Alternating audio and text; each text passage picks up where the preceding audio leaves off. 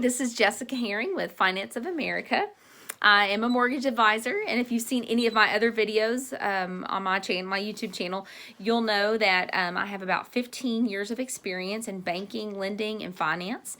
And most recently, in the last 3 years, 3.5 years, I have been specifically a mortgage lender, so helping people achieve their dreams through home ownership.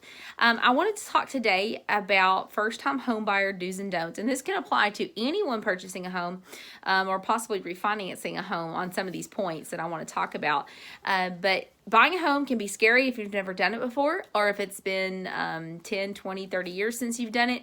A lot of things have changed. So things are constantly changing, and this will help maybe take some of the confusion out and help you understand what you need to be able to get your hands on pretty quickly when it comes to documentation. The first few things that we want to talk about today, I just want to get this out of the way, is earnest money. When I purchased my first home, I was 21 years old and didn't have a clue. I'd been in banking all of a year and a half. Never purchased anything large other than a car, and had no idea what earnest money was or why I had to pay it. So I had to get my loan officer to explain this to me. Once we had signed our contract to purchase a home, the title company said, "Oh yeah, you need to come up here and bring us $250. It's a small house, it didn't cost very much. So ours was only $250, and that was about, 12 years ago. And so we had it in savings, of course, as we were purchasing a home, but my fiance and I at the time, my husband now, but the earnest money was something I was not expecting. I didn't know, and thankfully it was only $250. So that's something that you need to know.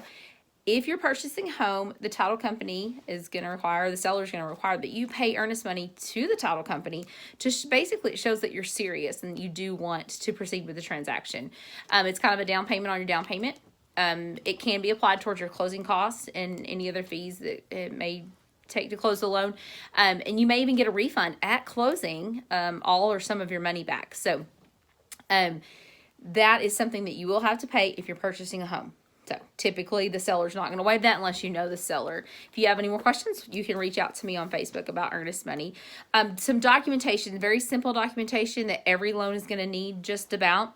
First thing is W-2s. So typically your most recent 2 years of W-2s, so just looking back the last 2 you have those ready to go and show to your loan officer. Those are going to be helpful in figuring your income and averaging it if we need to do that.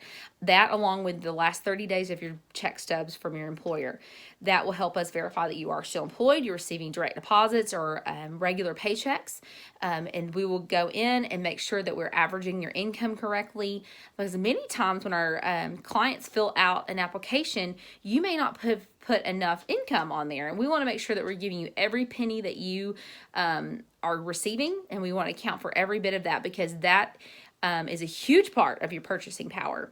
The next thing is 2 years of tax returns. So not all loans require tax returns, but most do. We need the full tax return. Every single form you filed with the IRS. Then you can pull it from your TurboTax, your H&R Block, your current, your CPA, whatever tax pro you use.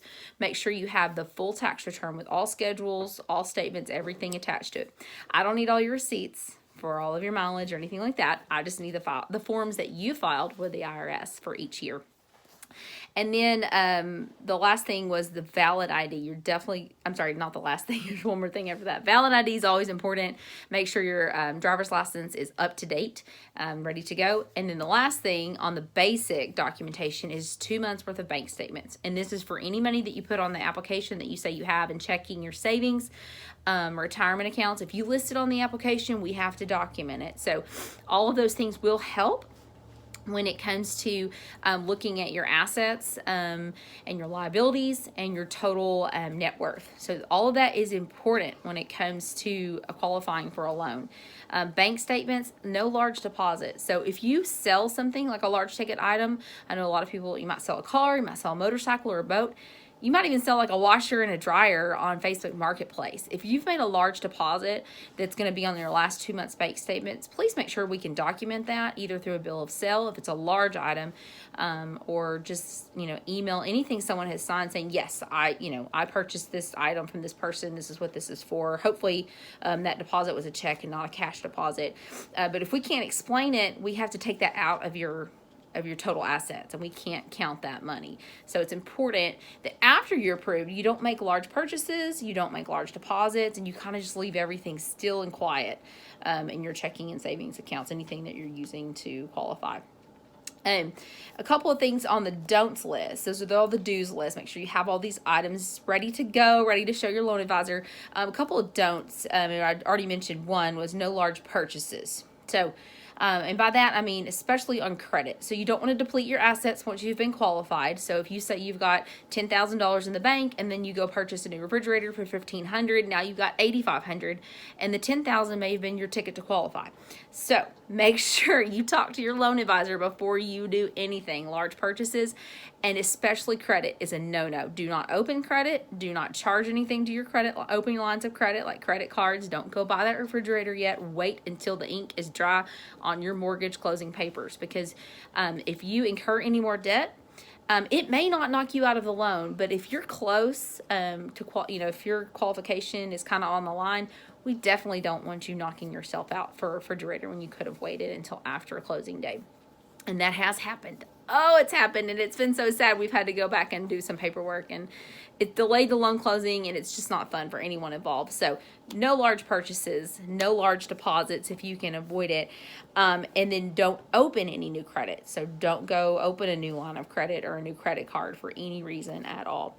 I hope this has been helpful. This is obviously not an extensive list of do's and don'ts, and we definitely could add a lot of things to this, but these are the basics. If you have questions about purchasing, refinancing, or anything to do with mortgage lending or home buying at all, please reach out to me on Facebook, and you can catch me at Dream Loans for Dream Homes with Jessica on Facebook, or you can always check out my YouTube channel to see what video I have next. So thanks so much, and you guys have a great day.